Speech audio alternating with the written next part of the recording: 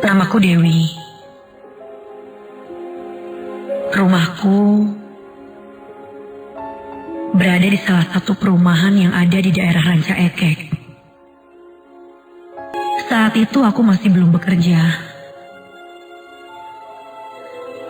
Ya, bisa dibilang masih pengangguran.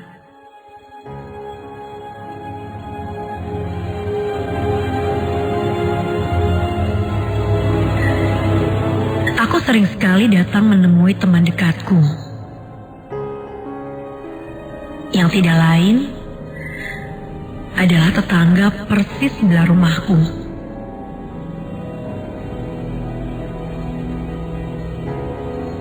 Nita namanya. Dia bekerja di salah satu ekspedisi barang yang ada di daerah Ranca Cili.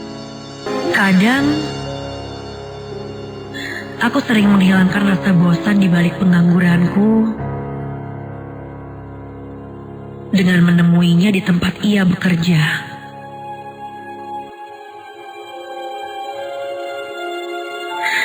Bisa dibilang sih tempat kerjanya bukan tempat kerja yang formal. Karena sang pemilik atau bos dari temanku itu, beliau menyulap sebagian rumahnya menjadi kantor.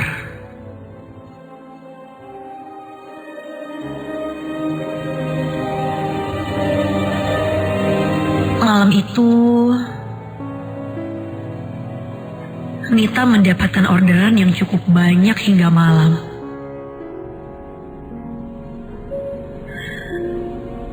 Dan tidak mungkin bagiku menunggunya hingga ia pulang. Karena ibuku sudah beberapa kali mengirim SMS dan menelponku untuk pulang.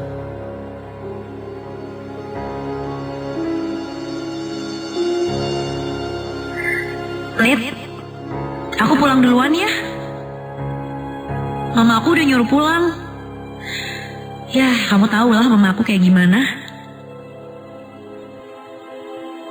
Kataku padanya. Nita dengan sangat baiknya tidak berkeberatan jika aku pulang duluan. Karena ia juga sudah membawa kendaraan.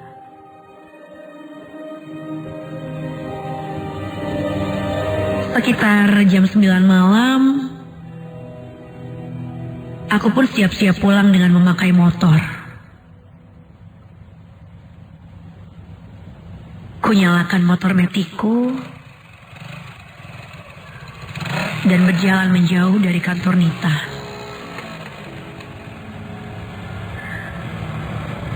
Agar tidak mengantuk, aku coba mendengarkan lagu dari handphoneku sambil sesekali bersenandung. Di jalan menuju ke rumahku itu, aku harus melewati sebuah area kuburan. Ya, di sekitar sana ada daerah kuburan. Aku mulai sedikit merinding. Padahal aku udah sering ngelewatin kuburan itu. Entah itu siang atau malam hari. Tapi sekarang rasanya berbeda.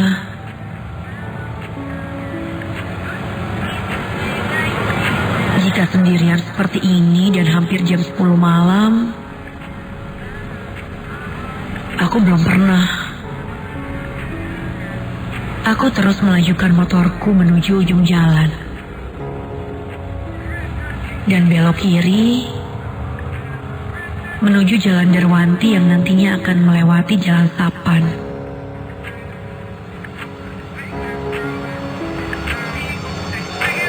Ketika itu, entah kenapa muncul perasaan tidak enak. Seperti ada yang mengikuti dari belakang.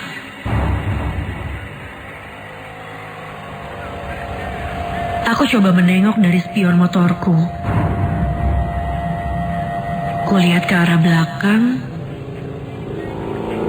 Tidak ada apa-apa. Hanya jalanan yang sepi saja. Kulanjutkan lagi melaju. Saat aku ada di Jalan Sapan, aku melihat jembatan kedua yang sudah aku lewati.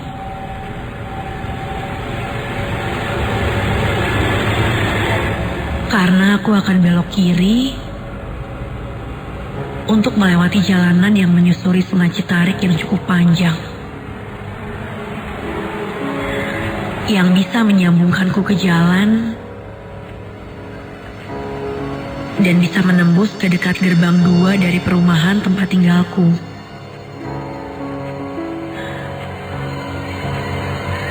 Awalnya,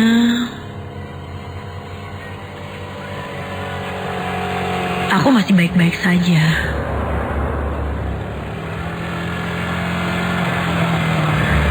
Namun tiba-tiba, aku merasakan motorku jadi berat.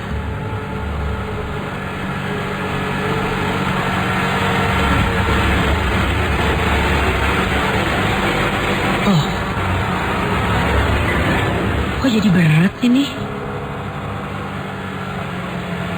Aku coba gas terus,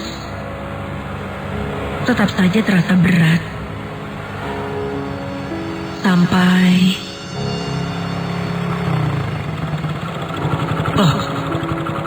kok? Tiba-tiba saja motorku mati. Kenapa nih? Bensinnya habis gitu? Pikirku.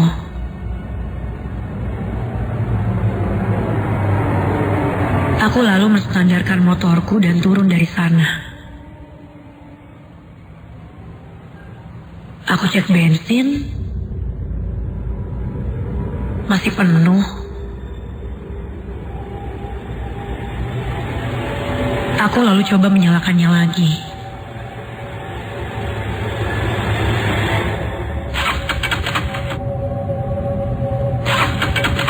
Aku tidak mengerti tentang motor. Saat itu, posisiku di tengah jalan.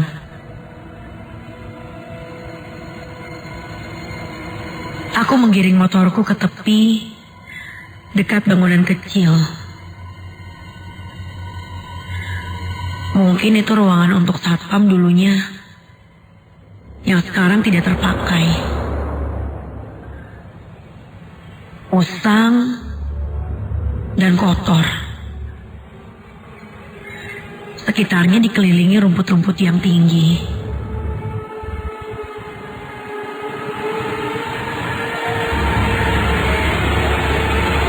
Di sana aku coba lagi menyelah motorku.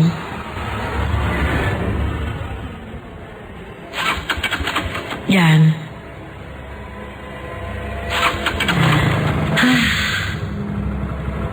akhirnya motorku kembali menyala.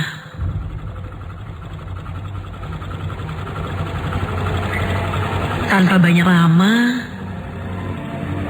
aku kembali melajukan motor.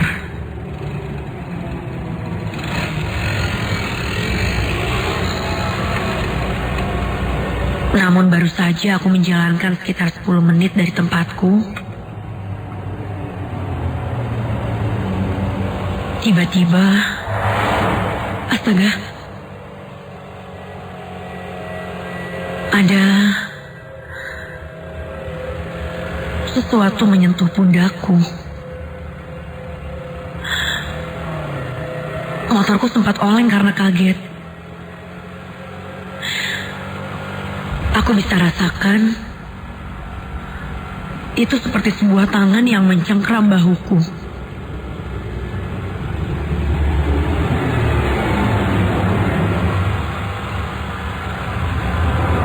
Seketika itu, aku menghentikan motorku. Cengkraman di bahuku itu masih terasa di pundakku. Dan, ya Tuhan,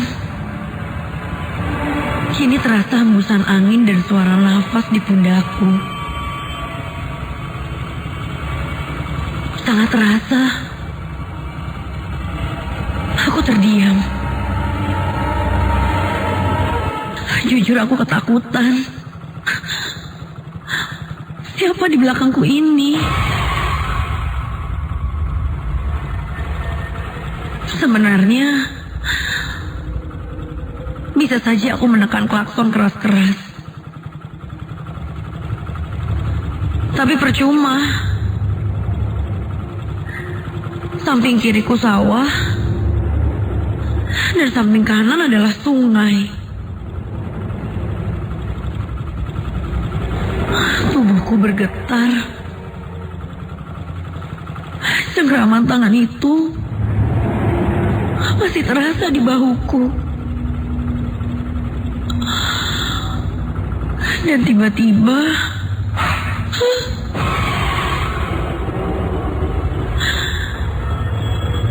ada hembusan angin di belakang leherku itu.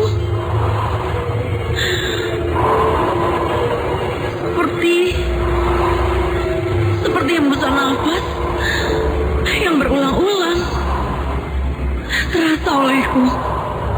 Sampai terdengar suara lirih yang berkata, "Anterin saya ke ujung jalan."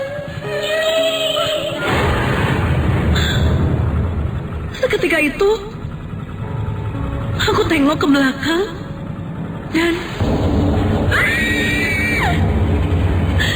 tepat duduk di boncenganku ada seorang wanita dengan rambutnya yang hitam acak-acakan dan wajahnya rusak.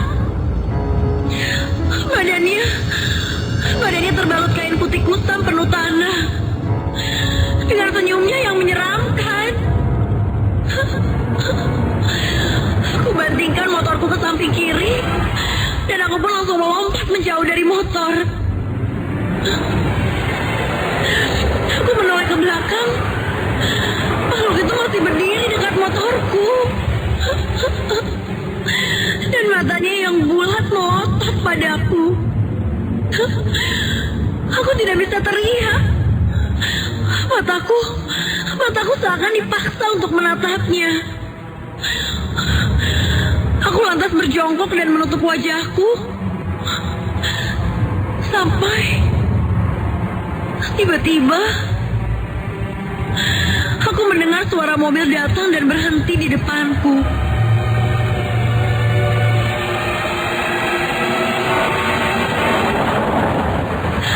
Lampu mobil itu menyilaukanku. Dan ketika aku buka tangan yang menutupi wajahku itu,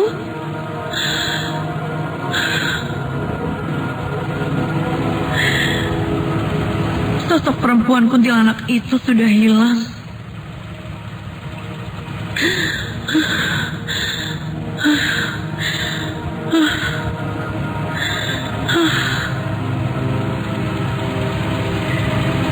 Dari mobil itu, seorang bapak-bapak menghampiriku dan bertanya kenapa. Enggak apa-apa,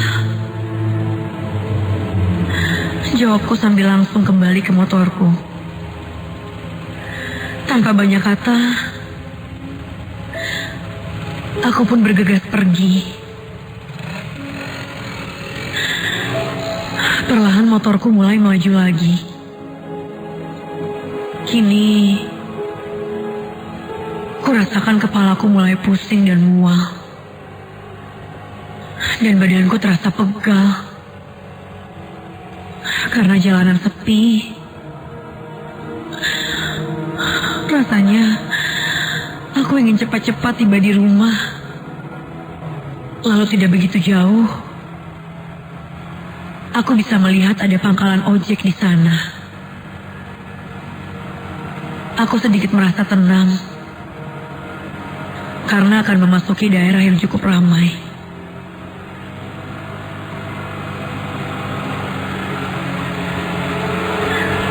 Ketika sampai di ujung jalan itu, tiba-tiba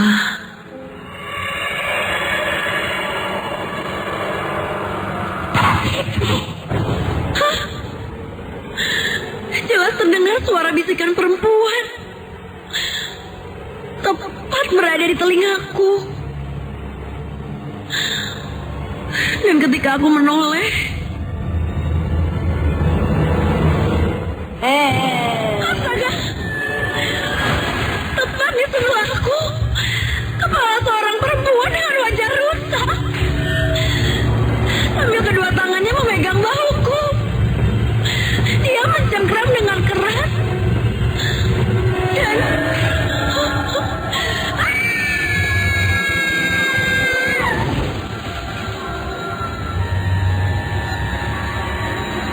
aku terjatuh dari motorku. Seketika itu, aku menarik perhatian pangkalan ojek yang langsung datang menghampiriku untuk menolongku. Aku terjatuh dan terbaring di jalanan. Dan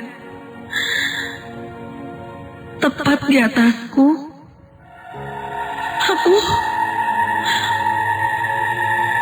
aku melihat sosok putih melayang melewatiku dengan suara cekikikan yang semakin menjauh.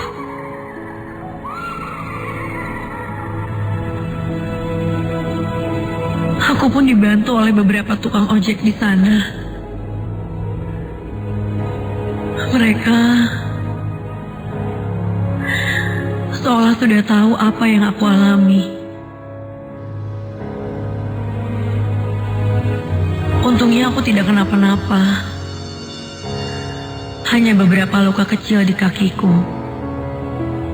Aku pun lanjut jalan dan pulang ke rumah.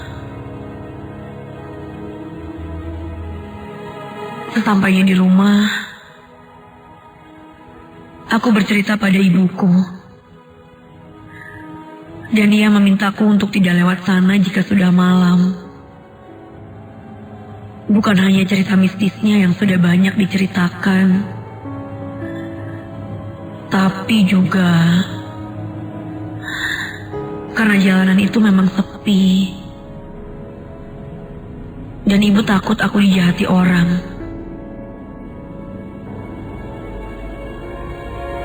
Mungkin pernah sampai memakan korban. Dan sekarang, setiap aku melewati jalan itu sendirian, ataupun dengan teman di malam hari, aku selalu tak acuh jika aku melihat atau merasakan sesuatu. Karena setiap aku sudah sampai di ujung jalan dan melewati jalan itu, semua akan kembali normal. Sosok perempuan yang sering minta diantar ke ujung jalan. Ini mungkin menjadi salah satu cerita dari mitos di jalan itu.